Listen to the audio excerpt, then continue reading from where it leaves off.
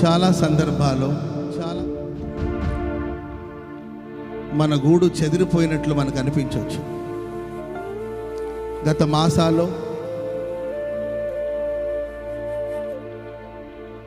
మీ జీవిత పయనంలో గూడు చెదిరిపోయిన గువ్వ వలె, గూడు చెదిరిపోయిన పక్షి వలె, ఎందుకు గూడు చెదిరిపోయిందో తెలియని పరిస్థితులు, ఆరోగ్యం ఎందుకు పాడైపోయిందో అర్థం కాని పరిస్థితులు, మన కష్టార్జితం అంతా ఎందుకు అన్యాక్రాంతం అవుతుందో అర్థం కాని పరిస్థితులు, అయోమయంగా తర్జన భర్జన పడుతున్నారా? మన దేవుడు పక్షిరాజు తన గూడును రేపి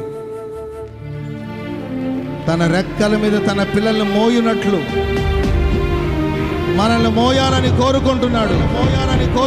తన రెక్కల మీద నీవు మోయబడాలి. ఆయన భుజాల మీద ఆయన నిన్ను మోయాలనుకుంటున్నాడు. తన భుజాల మీద నిన్ను మోయాలనుకుంటున్నాడు. పక్షిరాజు వల్ల రెక్కల